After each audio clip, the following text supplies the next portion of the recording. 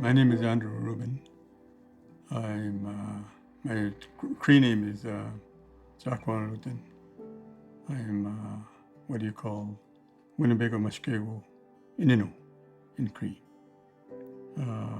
Born in a place called Moosonee. I grew up probably in a traditional way, I would call it. My language was my mother introduced to me, which was Cree. Well, my mom was a residential school survivor. She's Ojibwe from Brunswick House, First Nation. My dad was Cree from Saskatchewan in the west coast of James Bay. I was picked up by Children's Aid, the 60s school, and then placed in residential schools. At that time, in 1963, I was 12, 13 years old. I think the way that I could best explain or maybe share is that it was like going into a prison because you were taken into this fenced-in place. A big building with a big fence and locked to go in. So it was like that. It was like an imprisonment thing. And the first thing that they did to us boys anyway, I can't speak for my two sisters, were to cut off our hair, took all our clothing away, and told us never to speak your language. Like they would say, your parents don't love you. Your grandparents don't love you. Your aunts and uncles don't love you. That's why you're here.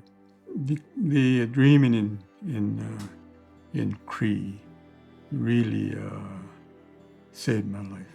When I was about 5, 6 years old, I was prepared to seek my vision. And it was done in the bush, we call it Bagadaskam. And did that vision dream quest, I would call it. I saw my own future, and I was very young to begin to understand that I would be a healer in a sense, and to begin to use that language in a healing way. Well, we were asked to come to a gathering in Ottawa. And while there,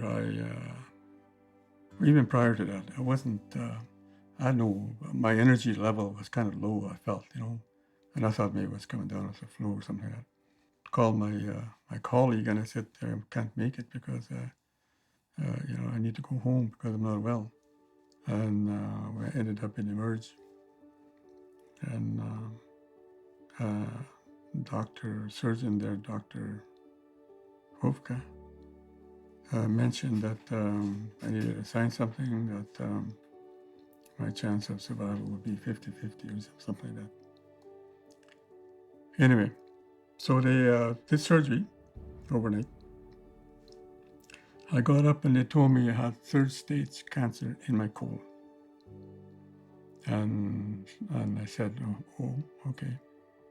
But they took it out, put me back together, and said, okay, we've done it, and it's time to heal.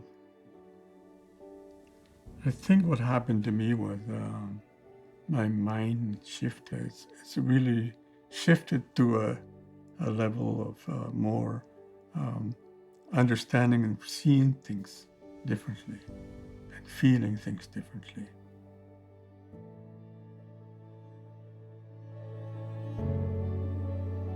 I tell my staff when I first started, we got to bring that language back.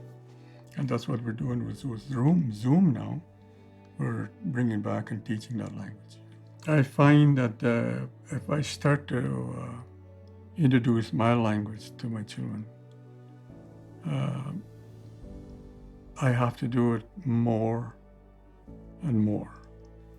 The word sacred is the word I use to explain what shared life means to us, meaning Bagadaskam and everything that's in it, from the ground to the air to the water to everything.